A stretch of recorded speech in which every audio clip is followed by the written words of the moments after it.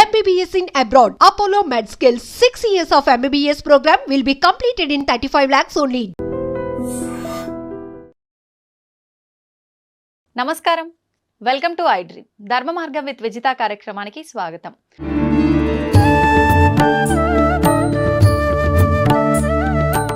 అయితే స్వామిజీ, ఇప్పుడు ఆహారం అన్నారు కదా, సాత్విక ఆహారం అని చెప్పి, అంటే మాంసాహారం తినే వాళ్ళు కూడా ఉంటారు. ఈ మధ్య కాలంలో అసలు మాంసాహారం తినాలని ఎక్కడ రాసి పెట్టలేదు. మాంసాహారం తినడం తప్పు, అది నిషేధం అని చెప్పి చెప్తున్నారు. మరి నిజంగా మాంసాహారం తినడం తప్పు అయితే మనకు కొన్ని ప్రాంతాల్లో దేవతలకే బలిచ్చి దాన్ని నైవేద్యంగా నివేదన చేసి తినే ఒక సాంప్రదాయం కూడా కొన్ని ప్రదేశాల్లో ఉంది. మరి మాంసాహారం నిషేధం అని ఎలా చెప్తారు? కరెక్ట్, మీరు అన్నది. దేవతలు బలి అడుగుతారు, ఆ బలి వాళ్ళకి ఇవ్వాల్సిందే. బలి ఇచ్చినారు, మళ్ళీ ఇచ్చిన దాన్ని ఇంటికి తెచ్చుకొని తింటున్న దేవుడు. అలా తెచ్చుకో, నీ జిహ్వ చాపల్యానికి దాన్ని దేవుని పేరు చెప్పి బలి ఇచ్చి నువ్వే తింటున్నా. దేవత తింటుగా. కానీ దేవత కోడిని అడిగింది, మేకను అడిగింది, దున్నపోతును అడిగింది. ఓకే, ఏ మేక, ఏ కోడి, ఏ దున్నపోతు అనేది మనకు అర్థం కాక అవి ఇస్తాను. మనలో ఒక కోడి ఉంది, మనలో ఒక మేక ఉంది, మనలో ఒక దున్నపోతుంది. ఏంటి స్వామి, వాటిని బలి ఇయ్యరా అంటుంది. అవేంటి? కోడి ఏమంటుందమ్మా? కుక్కురుకు అంటుంది. కోరిక కోరిక కోరిక అని మనం అంటున్నాంగా. అవసరమైనటివి, అవసరం లేనటివి, దిక్కుమాలిన కోరికలు కోరుకుంటాండామే. నీ అతి కోరికలోనే ఆ కోడిని నాకు బలి ఇచ్చేరా. ఎంత నువ్వు కోరికలు తగ్గించుకుంటే నువ్వు అంత హ్యాపీగా ఉంటావు. కోరికలు ఉండాల్సిందే. అతి కోరికలు, దురాశ కోరికలు, ఆశ దురాశ అంటాం కదా, అత్యాశ, అవి ఉండకూడదు. ఆశ ఉండాల, కోరికలు ఉండాల.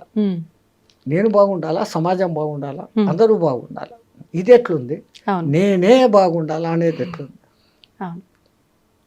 అటువంటి కోడిని నాకు బలి. ఇంకా మేక అదేమంటుంది చెప్పండి? శబ్దం చేసి చూపించాలా స్వామిజీ?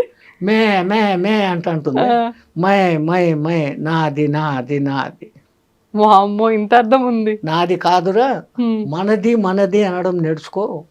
నీలో ఉన్న ఆ నాది అని అరిచే ఆ మేకను నాకు బలి. ఇంకా మీ తెలుగులో అంటారు, దున్నపోతు మీద వాన కురిసినట్లు. అవును అవును. ఎవడు ఎట్లా పోతే పర్వాలే, ఎవడు మంచి చెప్పినా వినేది లేదు, నా దారి నాది. అవును, అదే బఫెలో అంటారు కదా దున్నపోతుని ఇంగ్లీష్లో. ఇప్పుడు మనం అందరం బఫెలోలమే. అంతే అంటారా? ఎందుకంటే బఫేలోకి పోయి డిన్నర్ చేస్తాం కదా. కరెక్టే కదమ్మా. ఆడ ప్లేట్ ఎత్తుకొని పిచ్చకాడలాగా కూర వేయి, పప్పు వేయి, సాంబారు వేయి అని అడుక్కుంటా తినేది, నిలబడి నడుచుకుంటా తినేది. దున్నపోతులే కదా ఆ పని చేసేది. మనం ఏం చేస్తాం, శుభ్రంగా కూర్చొని ఇంకో పీట ఎత్తుగా వేసి, భోజనానికి ఎత్తు పీట వేసి, మనం చాప మీద కూర్చొని దాన్ని 3 సార్లు సంప్రోక్షణ చేసి దేవునికి అర్పించి ప్రసాదంగా తింటాం. అది తినే పద్ధతి. అన్నం తినేటప్పుడన్నా ప్రశాంతంగా కూర్చోకుండా వాటితో మాటలు, ఈయనతో మాటలు, ఆడొక చెంచా ఈడొక చెంచా, ఏం తిండేది? మాకు టైం లేదు కదా. ఒకసారి అడిగాడు ఒక ఆయన, ఏం నాయనా ఇంత లేటుగా వచ్చినావు?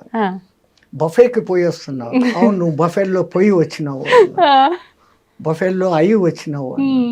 ఏం స్వామి అన్నాడు. మళ్ళీ బఫేలో చేసే పని నువ్వు చేస్తాడు. అది పోతా పోతా గడ్డి కనపడిందంటే తింటా పోతానే ఉంటావు. సో ఆ లక్షణాలు కావు.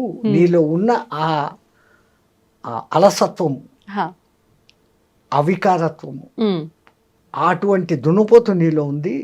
నువ్వు దున్నపోతు కాదు, మనిషివి.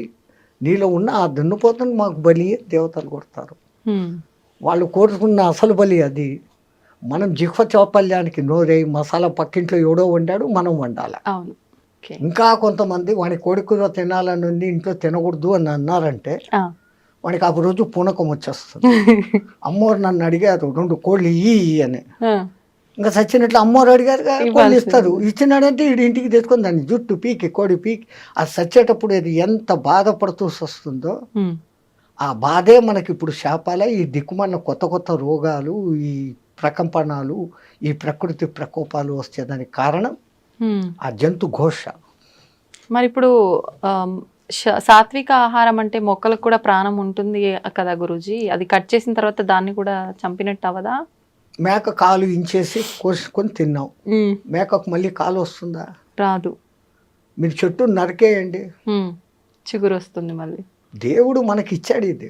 ఉమ్, ఇప్పుడు మాంసాహారం తినే జంతువులను మనం ఏం పేరు పెట్టి పిలుస్తాం? ఉమ్, క్రూర జంతువులు అంటున్నాం. అవును. కూరలు ఉన్నాయి దానికి, ఆ, దాని పేగుల డిస్టెన్స్ తక్కువ. ఉమ్, అది ఒకసారి తిన్నాక 4-5 రోజుల వరకు దానికి అరగదు. ఆ, బాగా తిని నిద్రపోతున్న సింహం దగ్గరికి మీరు పోయినా అది మళ్ళీ మన మీద పంజా విస్తడతాం. ఉహుం, అది ఫుల్లీ సాటిస్ఫైడ్. ఆ, దానికి ఆ తిండి దేవుడు ఇచ్చాడు. ఓకే. దాన్ని క్రూర జంతువు అని పిలుస్తుండవు. ఉమ్, మరి నువ్వు తింటున్నప్పుడు నువ్వు ఎవడివి? ఉమ్, నువ్వు క్రూరుడివే. అవును. రెండవది, మాంసాహారం వండేటప్పుడు దాంట్లో దిక్కుమాలిన మసాలాలన్నీ వేస్తారు ఆ కంపు రాకుండా. ఉమ్, ఉమ్, ఈ మసాలాలు మనలో తమో గుణాన్ని రజో గుణాన్ని పెంచుతాయి. ఆహా, బాగా కారం తినండి, ఉమ్, కంట్లో నీళ్ళు వచ్చేంత కారం తినండి. ఎవడో ఒకడు ఒక మాట అనగానే హై నన్ను అంటావా అంటారు, వెంటనే వస్తుంది కోపం. వస్తుంది. అవును. ఈ కోప ప్రకోపాన్ని కామ ప్రకోపాన్ని పెంచేది కారణం ఉమ్, మనం తింటున్న ఆహారం. ఆహారం. తో మనకు దేవుడు ఈ కాయగూడ్లు పండ్లు ఎన్ని ఇచ్చాడు. ఉమ్, మీరు అన్నట్లు నిజంగా దాంట్లో కూడా ప్రాణం ఉంది, కానీ దాంట్లో మళ్ళీ చిగురించే శక్తి ఉంది. ఉమ్, ఉమ్, దీంట్లో అట్లా లేదు. అది ఒకసారి చచ్చిపోయింది, ఇంకా మళ్ళీ అది బతకదు అది. అవును. అయితే ఇప్పుడు మనం తీసుకునే ఆహార ప్రభావం వల్లే మనకు వచ్చే ఈ ఆరోగ్యానికి సంబంధించిన ఇబ్బందులు అనుకున్నాం కదా స్వామీజీ. మరి ఇప్పుడు చాలా వరకు మనం చేసుకున్న కర్మలను బట్టి మనకు ప్రతిదీ వస్తుంది అంటాం కదా. అంటే కొంతమంది ఆహారం, ఎటువంటి ఆహారం తీసుకున్నా కూడా మంచిగా ఉన్న వాళ్ళు ఉంటారు. అన్ని రకాలుగా మంచి పూర్తి హెల్తీ ఫుడ్ తీసుకున్న వాళ్ళు కూడా అనేక రకాల ఇబ్బందులకు గురవుతుంటారు. అది వాళ్ళ కర్మలను బట్టి ఉంటుంది. ఓకే. గత జన్మ కర్మానుసారం వాళ్ళకి ఏం జరగాలనో అది జరుగుతూ ఉంటుంది. ఓకే. అయితే స్వామీజీ ఇప్పుడు ఈ రోజు పేపర్లో మీరు చూసి ఉంటారు, యాంటీబయాటిక్స్ ఎక్కువగా ఇస్తున్నారు జంతువులకు, అవి త్వరగా గ్రో కావాలని, అవును, అవును, ఎక్కువ బరువు తూగాలని. అవి ఆ బయోటిక్స్ దాని మాంస కణాలలోకి చేరి మనం తింటున్నప్పుడు ఆ యాంటీబయాటిక్స్ మనకి నెగటివ్ రోగాలు తెచ్చేదానికి కారణభూతమైతాయని సైంటిస్టులు చెప్తాండారు. Okay, okay. అంటే మాంసాహారం తినకుండా ఉండడమే ఉత్తమం. సరే, ఒక్కటి మీకు మాంసాహారం ఇష్టమే, ఆ జంతువులు తిన్నట్లే మేక పులి తిన్నట్లే, మేకను పులి తిన్నట్లే పచ్చి తినండి ఒకసారి. అమ్మా, అలా ఎలా సాధ్యపడుతుంది? బస్ హోగా, వెగటు పుట్టేస్తుంది ఒక్కసారి పచ్చిది మీరు తినగలిగినారు. ఒకవేళ ఒక 1/2 కిలో తిన్నారు అంటే 3 రోజులు అనారోగ్యంతో బాధపడతారు. It will not digest. దాన్ని చండాలంగా ఉడకబెట్టి దాంట్లో ఏందేందో మసాలాలు వేసి మిగిలితే మళ్ళీ ఫ్రిడ్జ్లో పెట్టి 2వ దినం వేడి చేసి ఇట్లాంటి ఫుడ్లన్నీ తినడం మూలంగానే మన మెటబాలిజం, టైం క్లాక్ అన్నీ దెబ్బతింటాడు. కొన్ని ప్రాంతాల్లో పచ్చి మాంసం తినే మానవులు కూడా ఉన్నట్టుగా మనం చూస్తుంటాం. వాళ్ళ హ్యాబిచ్యువేటెడ్, వాళ్ళకు తరతరాలుగా వాళ్ళ జీన్స్ అది ఉంది. ఓకే. మనము తరతరాలుగా భారత రామాయణ కాలాల నుంచి ఆ ఋషిమునులు అందరూ కూడా సాత్విక ఆహారం. అంతెందుకమ్మా, ఇప్పటికిప్పుడు భూమి మీద నీళ్ళలో కాదు, నీళ్ళలో తిమింగలాలు ఉంటాయి, భూమి మీద ఉండే అత్యంత బలమైన ఎత్తైన జంతువు ఏది? ఏనుగు. ఇంకా రెండోది ఖడ్గమృగం. అది పరిగెత్తా వచ్చి ఒక వ్యాన్ గుద్దిందంటే వ్యాన్ 3 పల్టీలు కొట్టి ఎగిరిపోతుంది. ఆ 2 తినేటి ఏంటి? గడ్డి. బలము తినే మాంసాహారంలో లేదు. కాయగూరలలో ఉన్నంత విటమిన్లు, ఖనిజాలు, లవణాలు మాంసాహారంలో లేవు. అన్నిటికన్నా విచిత్రము, ప్రపంచంలో ఏ జంతువు ఉడకేసి తినడంలే, అవి కంటద్దాలు పెట్టుకోవడంలే, చోటు మిషన్లు పెట్టుకోవడంలే. ఈ దిక్కుమాలనోడే పెట్టుకుంటున్నాడు. ఎందుకు అంటే ఉడకేసి తింటున్నాడు, సహజమైన తిండి తినడంలే.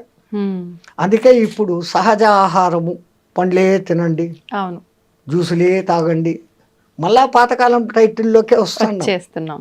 దునియా goal high, Phir K ఉదర్ co he ఆ జాయేగా, మళ్ళీ అక్కడికే వస్తున్నాం. అయితే ఇప్పుడు ఆహారము, మీరు చెప్పినట్టుగా ఆహారం పాతకాలంది రావటమే కాకుండా ప్రతిదీ కూడా వస్త్రాల దగ్గర నుంచి, పాత్రల దగ్గర నుంచి ప్రతిదీ పాతకాలంవి మళ్ళీ ఇప్పుడు వస్తున్నాయి కదా స్వామీజీ. తప్పదు. ఇప్పుడు పంచకట్టు మళ్ళా పెద్ద ఫ్యాషన్. అవును. ఎవడో సినిమాలో హీరో కట్టుకున్నా అంటే ఇంక అందరూ అయితే. అంతే. ఈ గొర్రెదాటుడు వ్యవహారం వదిలిపెట్టి ఇంకోనితో కంపారిజన్ వదిలిపెట్టాలి ఫస్ట్. నేనుగా ఉంటాను, నా వరకు నేను ఉంటాను, నేను బాగుంటే లోకము బాగుంటుంది, ఆ ఫీలింగ్తో ఉండగలగాలి. రెండవది న్యాచురల్గా ఏది వస్తుందో దాన్ని యాక్సెప్ట్ చేసుకోవాలి. పరమాత్ముడు ఒరే జాగ్రత్త పడు అని ముందు కొంచెం సైట్ తగ్గిస్తాడు, వెంటనే కంటద్దాలు షాపు పోతాం కళ్ళు పెట్టుకుంటాం, పండ్లు ఊడగొడతాడు, పండ్ల డాక్టర్ దగ్గర పోతాం కొత్త పండ్లు కట్టుకుంటాం, వినకుండా చేస్తాడు, చెవిటి మిషన్లు పెట్టుకుంటాం. అన్నిటికన్నా ముందు ఆయన ఇచ్చే లెటరు తెల్ల జుట్టు, వెంటనే డై కొట్టుకుంటాం, అక్కడనే డై మొదలైంది మన డై. సో ఈడు ఎక్కడ మన మాట వినడం లేదు, నేను ఎత్తుకొని అక్కడ చెప్పడు, ఇంకా ముందు 3-4 సార్లు చెప్పాడు, అన్ని అవకాశాలు అయిపోయినాయి, వినుకోకపోతే ఇంకా డైరెక్ట్గా ఎత్తుకొని. సో ప్రకృతిలో లోబడి నువ్వు జీవించినప్పుడు ఆ ప్రకృతి నిన్ను కాపాడుతుంది. ధర్మో రక్షితి రక్షిత. మనం ప్రకృతికి విరుద్ధంగా పోతున్నాం, చెట్లు కొట్టేస్తున్నాం, అడవులను నరికేస్తున్నాం, అడవుల్లోని జీవాలు ఊరి మీద పడతాయి. ఓ పులి ఊరి మీద పడింది, అది ఎందుకు పడింది? అది ఉన్న ప్రదేశాన్ని నువ్వు కట్టేసి ఇల్లు కట్టుకున్నావు, అది ఎక్కడికి పోవాలి? దానికి స్థలం లేకుండా చేస్తున్నావు. దాని మానాన దాన్ని వదిలిపెట్టి నువ్వు అడవిలో కాకుండా నీకు ఉన్న కొద్ది స్థలంలో నువ్వు కట్టుకుంటే లే, ఒక్కడు ఉండేదానికి 6 బెడ్రూమ్లు ఇల్లు కట్టుకుంటాడు, అవసరమా? మరి ఇవన్నీ ప్రకృతికి విరుద్ధంగా జరుగుతున్నప్పుడు భగవంతుడు అంటే ఆపే ప్రయత్నం చేయాలి కదా. ఒక్కొక్కసారి ఆ భూకంపము అనేది భూమాత క్షమయా ధరిత్రి, భరిస్తుంది. అమ్మ కూడా అమ్మ అమ్మ అని 10 సార్లు పీకుతాడు, ఒకసారి పీకుతుంది కదా. అవును, తల్లి అయినా కానీ దండిస్తుంది.